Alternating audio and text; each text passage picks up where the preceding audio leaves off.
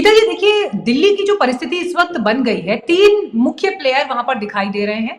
आम आदमी पार्टी जो डिफेंडिंग चैंपियन है, बीजेपी जिसे लगता है कि वो उनको सत्ता से बाहर निकालकर अपना वहां पर सत्ता पा सकती है।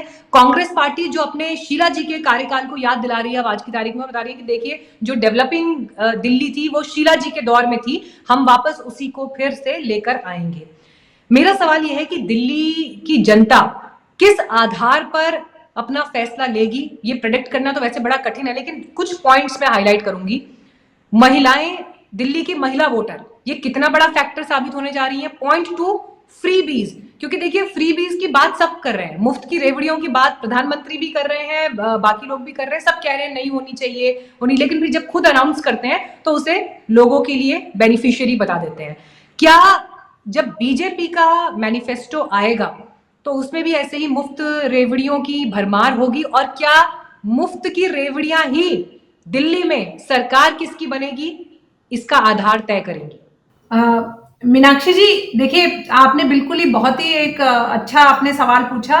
ये अगर आप देखें तो जो एक जो गरीब तबका है उसकी मदद करने के लिए और उसको कहीं ना कहीं उसके उत्थान के लिए सभी सरकारों को कुछ ना कुछ करना चाहिए, इसमें कोई दो राय नहीं है।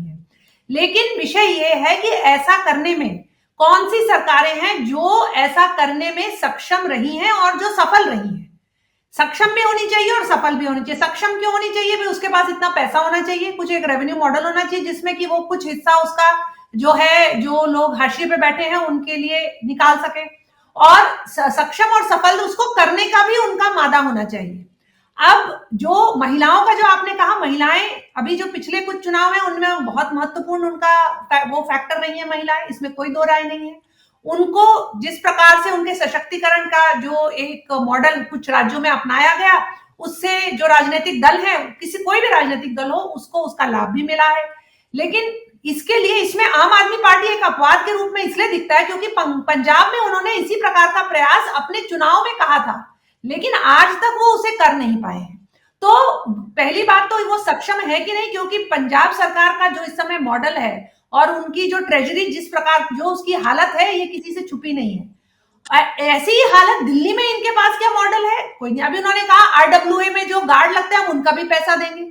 अब बताइए, आरडब्ल्यूए में जो लोग रह रहे हैं, जो कॉलोनी गेटेड कॉलोनी है, जो एक अपनी रेजिडेंस वेलफेयर एसोसिएशन का पैसा देने में रहते, हम भी रहते हैं ऐसी कॉलोनी में, तो उसको देने का क्या अर्थ है आम आदमी पार्टी का? मतलब आप देखिए कि एक जो डेस्परेशन है कहीं ना कहीं मीनाक्षी जी, वो दिखाई दे रहा है। और उसका कारण ये है, 2015 में अगर आपको ध्यान हो, उस समय एक बहुत बड़ा मिडिल क्लास का भी तबका था जो सहानुभूति रखता था केजरीवाल के लिए। क्यों? क्योंकि वो जिस प्रकार का उन्होंने अपने आप को प्रोजेक्शन दिया था कि मैं भ्रष्टाचार हटाऊंगा, इतनी बड़ी शीला दीक्षित जी की फाइल लेके घूम रहे थे कि मैं तो जेल इन्हें डलवाऊंगा और इस तरह की बातें कर रहे थे। उसके बाद फाइल वो कहां गई और उन्होंने क्या किया ये हम सब जानते। ले एक आज वो है, he is not without a baggage. आज उनका एक बहुत बड़ा बैगेज उनके साथ है, भार उनके जो है पीठ पर है, जो कि दिल्ली के सभी लोग देख रहे हैं। तो कई ऐसे जो एस्पेक्ट हैं, अगर आप उसमें देखें मीनाक्षी जी, तो आम आदमी पार्टी के सामने इस समय एक बहुत बड़ी चुनौती है। और अरविंद केजरीवाल जी को पता है कि उनके लिए डू और डाई सिचुएशन है, इसलिए वो हर रोज एक नई कहानी लेकर आ रहे हैं। और जैसे कि उदाहरण के लिए जो उन्होंने जाट आरक्षण की, भाई जैसे ही परवेश वर्मा जी को खड़ा किया गया, जाट आरक्षण का विषय ले, जबकि उसका कोई लेना देना नहीं जाट आरक्षण का। इस बात से जाट की आप दिल्ली विश्वविद्यालय में जाट आरक्षण दे रहे, अरे भाई वो तो सुप्रीम कोर्ट ने जब मनमोहन सरकार ने जाटों को आरक्षण देने का जो मुद्दा उठाया था, नोटिफिकेशन किया था, उसको सुप्रीम कोर्ट ने रद्द कर दिया था। और उस समय अरविंद केजरीवाल जी मुख्यमंत्री थे दिल्ली के, उस समय रद्द कर दिया था, आज तक आपको याद नहीं आई। और उसमें से कुछ जो कि आप देखें कि जो राजस्थान के कुछ बैकवर्ड एरियाज हैं, जहां की लोग जो है इतने सक्षम नहीं है, वहां पे वाजपेयी जी के समय पे जो है उनमें से कुछ को सेंट्रल लिस्ट में जोड़ा गया। तो उनको जो सेंट्रल लिस्ट में है उनको भाई जो भी केंद्रीय विश्वविद्यालय देश में है उसमें उनको आरक्षण मिलेगा ही, ये कोई नई बात। तो मतलब ऐसे बिना बात के विषय उठाने जो है उससे उनका डेस्परेशन नजर आ रहा है। ठीक है, गीता जी की स्टेटमेंट के दो बड़े बिंदु रहे निवान जी। एक तो ये कि डेस्परेशन अरविंद केजरीवाल के अंदर वो डेस्परेशन क्यों दिखाई दे रहा है, उसका जवाब स्वरूप उन्होंने ये भी कहा कि जब वो पहले आए थे चुनाव लड़ने के लिए, जो उनका पहला टर्म दूसरा टर्म था, उस समय उनके ऊपर बैगेज नहीं था, लेकिन इस बार बैगेज है।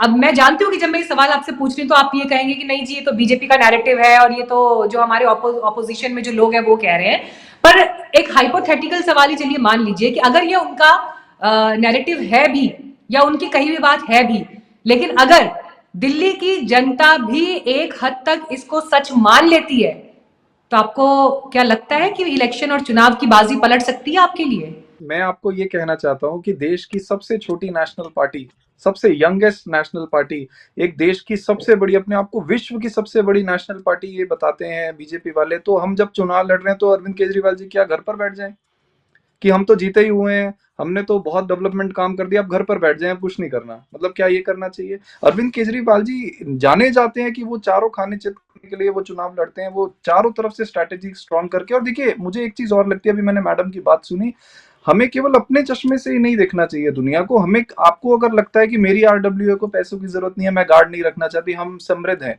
तो ठीक है, अच्छी बात है, लेकिन हमारे दिल्ली प्रदेश में बहुत सारी ऐसी आरडब्ल्यूएस भी हैं जिनके पास पैसे नहीं है गार्ड रखने के लिए। मैं आपको एक डेटा देता हूं कि 90% से ज्यादा आरडब्ल्यूएस ऐसी हैं जिनके पास गार्ड्स नहीं है अपनी सोसाइटी को सिक्योर करने के लिए, केवल 10% ने कर रखा है।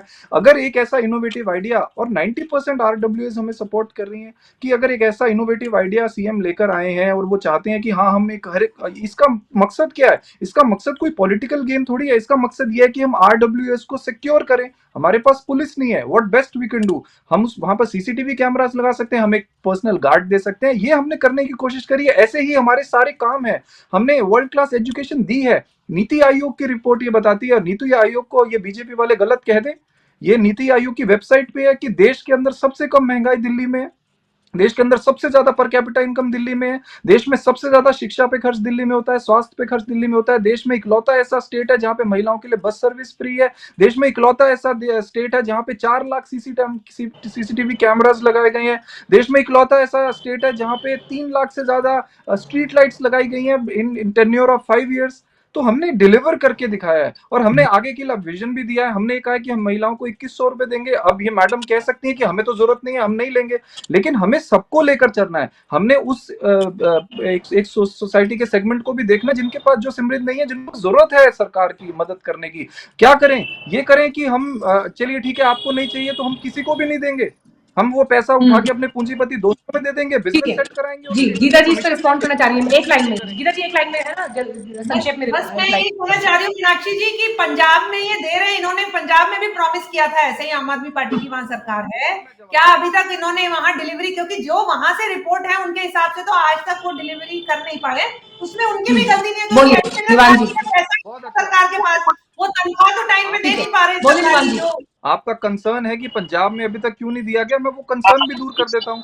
पंजाब के अंदर अभी हमें सरकार बनाए 2 साल हुए हैं, 2 साल के अंदर हमने बिजली मुफ्त कर दी है, 90% घरों को बिजली फ्री आती है, 90% घर जो है वो फ्री, मोहल्ला क्लिनिक, 1000 से ज्यादा मोहल्ला क्लिनिक हमने बना दिए, 1400 से ज्यादा स्कूल ऑफ एक्सीलेंस बना दिए। हम धीरे धीरे आगे बढ़ रहे हैं। जी, आपकी बात से कन्विंस नहीं दिख रही वैसे दीवान जी, ये 2 साल वाले पॉइंट से कन्विंस नहीं दिख रही है, मुस्कुराई रही है, लेकिन ठीक है। स्नेहाशीष जी इस पर टिप्पणी करना चाह रहे हैं। हाँ जी बोलिए। देखिए स्नेहाशीष जी, देखिए जितने भी ठेकेदारों को लाभ पहुंचाया जा सकता था वो सारी काम मैं मानता हूं कि आम आदमी पार्टी ने किया है, जिससे ठेकेदारों को लाभ पहुंच सकता है। इन्होंने स्कूलों का उन्नयन किया लेकिन टीचर्स की बहाली नहीं की। तमाम प्राध्यापक, मैं भी प्राध्यापक हूं, मैं समझ सकता हूं दर्द को। किस तरीके से दिल्ली में शिक्षा पे आप बजट की बात कर रहे हैं, सबसे ज्यादा दारू भी पिलाने का काम आप ही लोग कर रहे हैं, इनका शिक्षा मंत्री जेल चला जाता है, इस तरीके की तमाम बातें हैं कहने के लिए। और ये चीज कहते हैं कि 2 साल में हम लोग नहीं कर पाए। आपसे अच्छा तो हमारी सरकार है, जो राज्य सरकारें नई चयनित हुई है, तेलंगाना में, कर्नाटक में, हिमाचल में, हमने तो 2 महीने के अंदर में सारा काम करा दिया। तेलंगाना में भी तो देखिए ना, शराब का जो उन्होंने सब कुछ दे दिया, कितना रेवेन्यू सोर्स, सब कुछ दे दिया। और रही बात यहाँ पे, रही बात मीनाक्षी जी, मीनाक्षी जी, एक मिनट स्नेहाशीष जी, चीज को समझने की जरूरत है कि आप कितने टीचर्स की बहाली की है। एक सेकंड ना सर, पॉइंट नोट कर लीजिए फिर आप कंप्लीट करिएगा। जब हम डिबेट में इस तरह की बातें बोल देते हैं ना कि सारी शराब पिलाने का ठेका इन लोगों ने रख रखा है, लेकिन देखिए आपकी सरकार अगर है वहां पर तेलंगाना में भी, तो वहां पर कितना है उनका रेवेन्यू का लक्ष्य जो उनको शराब से कमाना है, अल्कोहल से कमाना है। एक बार जरा उस डेटा को रेफर करिएगा, चौंकाने वाला डेटा है। चौंकाने वाला डेटा है। तो इसलिए बिल्कुल वहां भी मैं सरकार बिल्कुल देखिए सरकार का इसमें इंटेंट पैसा कमाना है सर। दिल्ली राजधानी है। दिल्ली में भारतीय जनता पार्टी के नियंत्रण में पुलिस है, केंद्र सरकार के नियंत्रण में, और इनके नियंत्रण में है ठुल्लू जो सरकार चलाई जा सकती है। तो इस तरीके के मानसिकता के साथ जो वहां पे लोगों को परेशान किया जा रहा है, निर्भया कांड पे इन्होंने कितना हाय तौबा मचाया था, कॉमनवेल्थ पे लगा था कि एकदम शीला दीक्षित जी को अंदर जेल में डाल देंगे, मरहूम शीला दीक्षित जी को, जिन्होंने इतना बड़ा काम किया दिल्ली के विकास के लिए। और ये लोग आज किन मुद्दों पे हैं? दोनों सरकारों समय 2014 में भी यही स्थिति बनाई गई थी इस देश में। आज कहां है? किस कांग्रेस के नेता को आपने जेल में डाल दिया? किन भ्रष्टाचारों के आरोप में हमें जेल में जाने को मिल गया? जरा ये बातें कंफर्म करनी चाहिए। झूठी बातों के साथ ये सरकार बना तो लिए हैं लेकिन चला नहीं पा रहे हैं। पूरी कैबिनेट जेल होके आ गई है। अब पता नहीं इस बार क्या करेंगे ये लोग, अपने से सोच ले। लेकिन एक बात तो कंफर्म है, कांग्रेस ने डिलीवर किया है दिल्ली में, और कांग्रेस डिलीवर करेगी। हम लोग 2500 रुपए देंगे महिलाओं को, 2500 रुपए। आपके पास जाऊंगी सर, समय की कमी है। ठीक है निवान जी जवाब दीजिए, बस 2 लाइन। देखिए मैं बस एक टेक्निकल करेक्शन यहाँ पे देना चाहता हूँ। जो कांग्रेस प्रवक्ता ने कहा चुनाव का समय, ये बोल सकते हैं कुछ जो चाहे वो बोल सकते हैं, कौन पूछने वाला इन्हें। रियलिटी ये है 2 साल नहीं, हम लोग 100 दिन में देंगे, 100 दिन के अंदर देंगे निवान जी, 100 दिनों के अंदर देंगे। 2 साल वाला आपका हवा नहीं बनाएंगे। अब जितने शराब के ठेके दिल्ली के अंदर हैं, हमने उससे कम किए हैं और हरियाणा में 2 गुना हुए हैं।